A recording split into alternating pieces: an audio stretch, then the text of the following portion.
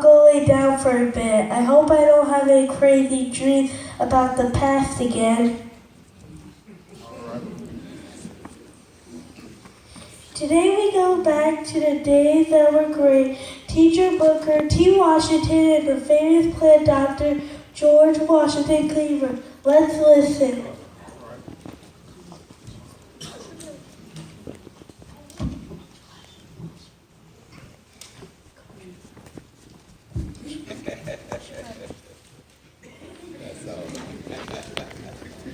Hello, my name is Booker T. Washington. I was born a slave in Virginia. In 1856, I became a well-known author, educator, public speaker, community leader, advisor to President Theodore Roosevelt, and founder of Tuskegee Institute in Alabama. I believe that success in academics and the vocational education would produce economics, growth, and change for African Americans' status in the U.S. Nevertheless, I stress that voting and politics should be left to mainstream society. Of course, W.E.B. Du Bois was sure to tell me how he disagreed with my views on this matter. Now, Tupper, I hope you don't mind if I make an observation for just 1 minute to share how many blacks felt in 1863. In my day, when President Lincoln signed the Exclamation Proclamation freeing the slaves, we were overjoyed, ecstatic, amazed. Never thought it would have happened in our day. You know, I guess we felt like you felt in 2008 when Barack Obama was first elected president of the United States. Never thought it would have happened in our day. I worked hard to keep Tuskegee Institute growing in productivity. One day, I sent a letter to George Washington Carver to join our staff. He accepted. I was so happy. What a gift to our Tuskegee family. It was here Carver started the crop rotation for replenishing the soil depleted by growing cotton and made many inventions with the peanut. Here's Mr. Carver now.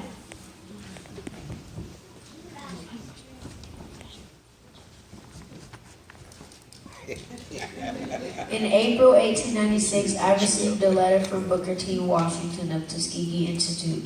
The letter started, "I cannot offer you money, position, or fame." And as it ended, he offered me $125 per month. I accepted the offer immediately, although it was less than my current salary, and I worked there for the rest of my life. All right. Oh, did I tell you I was born a slave? I was sickly and couldn't work like some of the other boys and men on the Carver plantation. You can imagine some of the things I went through due to being weak. I was assigned to the kitchen and garden helping Miss Carver. I learned a lot about plants and Miss Carver taught me to read. Right from the start, it seemed I had a gift with plants through the years. God blessed me with many skills in handling plants and discovering all the blessings they yield. All right. Amen.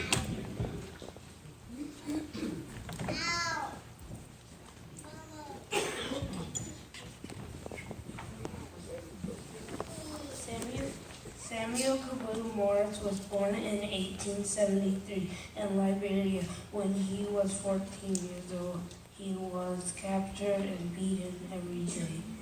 One night during one of his beatings, there was a flash of light, and a voice told him to flee. He ran off into the jungle where he came to land owned by a former slave who had come to Liberia and was a Christian. Caboon motivated to come to America to learn more about God and the Holy Spirit. Samuel would soon go to New York to find the man. He prayed there would be a boat at the shore that could take him. The captain refused to take him at first, but after 2 crew members ran off, he allowed him to come. By the time the sheep reached America, they were praying and singing. Samuel was asked to live with Mr. Mayor.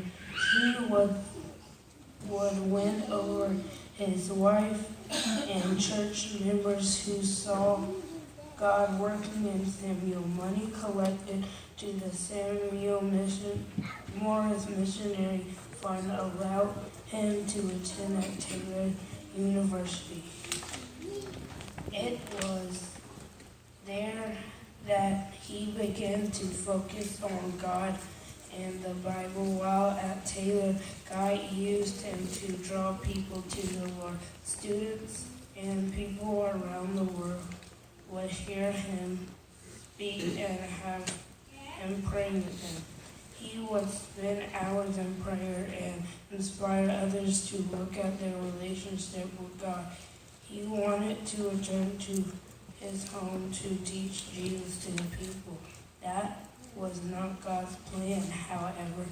In 1892, at 20 years old, Samuel became ill. God told him his work on earth was done, and it was time for him to come home. Samuel knew that it was God's will that he would send others to do the work in Africa. Thank you. All right.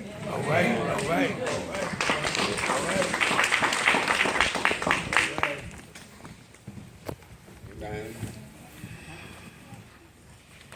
A time in African American history that ranged from 1918 into the late 1930s.